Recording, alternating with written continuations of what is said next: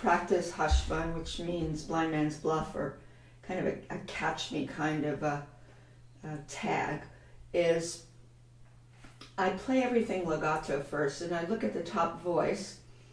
There is a little broken chord under the top voice, but I'm going to skip it for a moment. I observe the accents, I do the little sforzandos, and I phrase it like I would if I snipped it out into staccato. So accent, then legato, less, soft. Now here's a sub-accent, not an SFP, but just a little accent. Now we go back to that SF, sforzando.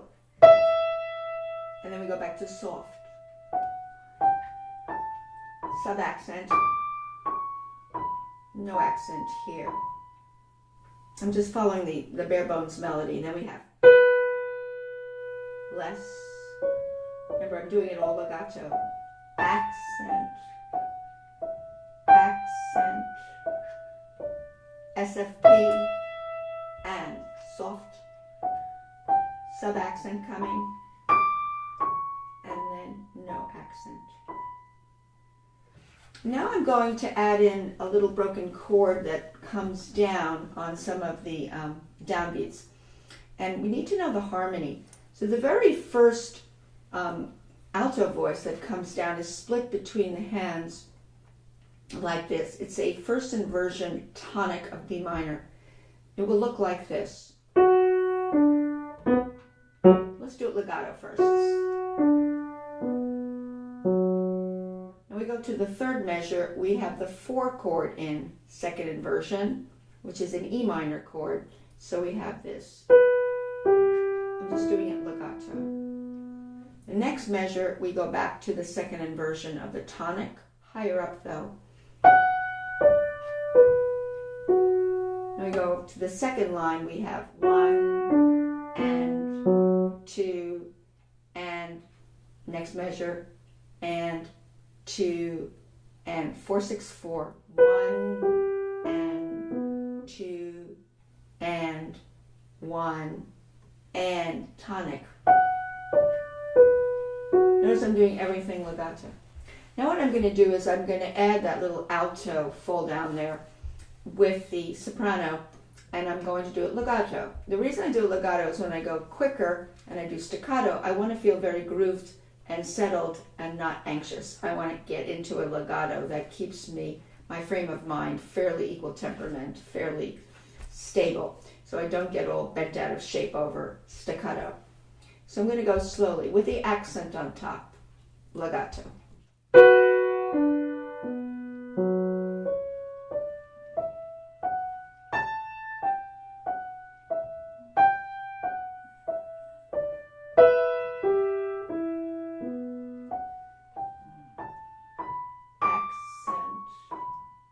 This would be doubled here.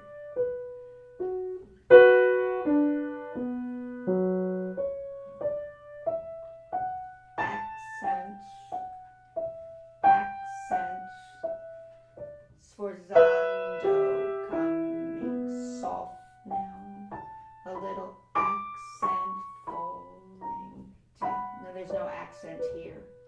In some places we don't have accents, in other places we do, and that's what's tricky about this. Now in the left, notice how slowly I'm going here. In the left hand, I'm going to look at the fundamental bass, just the bottom notes, because there are afterbeats, but I'm not going to do the afterbeats. I'm just going to do 1 and 2 and 1 and 2 and 1 and 2 and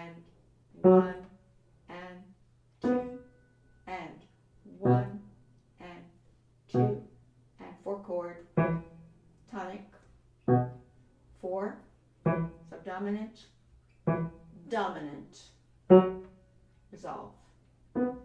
That's important. Now what you could do next is these, the two voices, mostly it's soprano, and just with the fundamental bass, so like you're permuting voices or permutating them. I'm going to do the top with a little fall down of the broken chord with only the bass line fundamental, not the afterbeat. So you have to be careful that you isolate that only. And the left hand will be staccato because I can't really do legato on the left hand. There's lots of fives. That's the fingering I'm using. So let's see if we can just do fundamental bass and then top two voices with the legato on top. Accent. Accent. Accent. Then comes forzando. Sub-accent. No accent here. Accent. Sub-accent. Sforzando.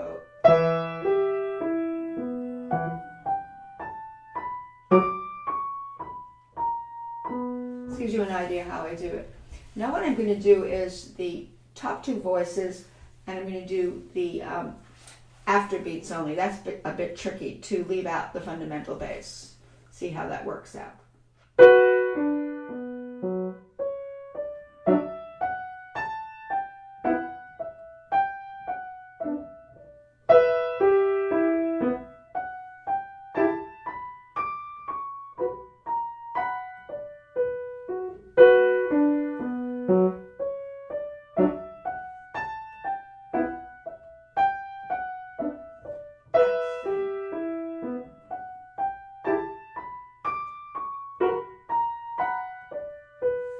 Idea how I'm doing it. And still all legato as far as the right hand is concerned. I haven't done the staccato yet. Now what I'm going to do is add the bass, fundamental bass with the afterbeats, keep the legato on top. So the left hand will be non-legato for now.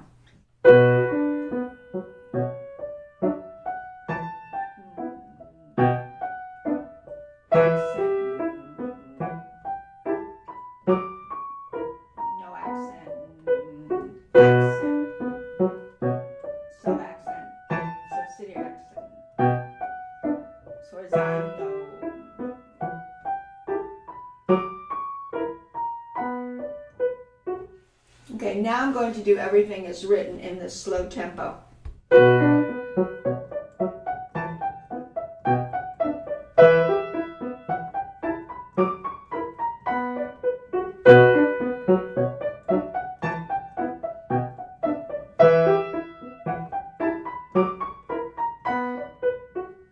That gives you an idea how I've kind of built that up.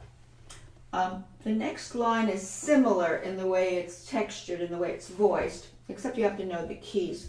It goes seemingly into G major, but he uses a C sharp, a passing C sharp, which doesn't belong to G major. And then he goes to a dominant of G major, which be the D7 chord. And the D7 chord goes to a deceptive cadence, which will go to E minor chord.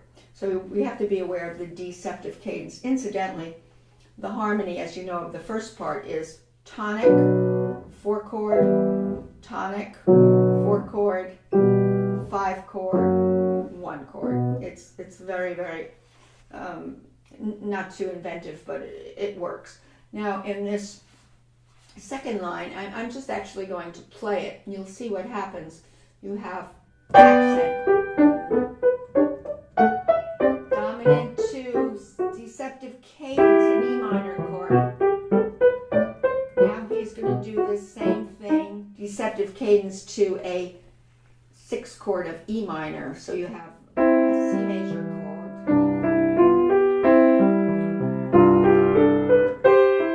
And C dominant. And we're back to the beginning idea.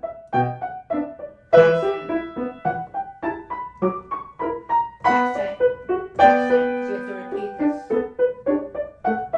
No accents here. Sforzando.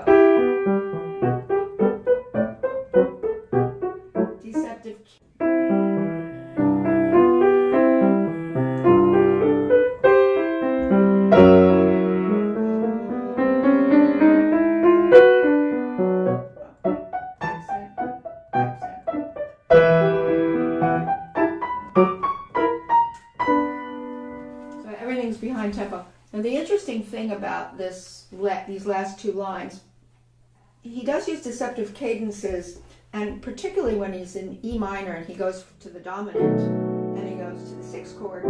That sixth chord has a double meaning. It's the sixth chord in E minor, but it's a Neapolitan chord in the home key of this piece, B minor. The way you form a Neapolitan, you go to the second degree of the scale. In this case, it would have been C sharp in B minor. You lower it a half step, you get a major chord, and that likes to go to the dominant of B minor in this case, to the dominant in the primary key. So here's what you get. It's very beautiful what he does there, because you can hear that Neapolitan effect where he goes here. Right here, dominant, tonic.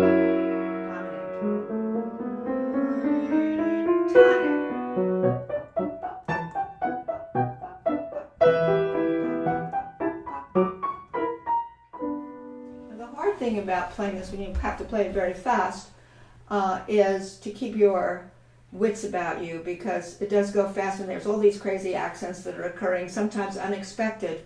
Sometimes there are syncopated accents on offbeats. But if you play it very quickly, you might think about playing it first legato, really, in the right hand quickly. Like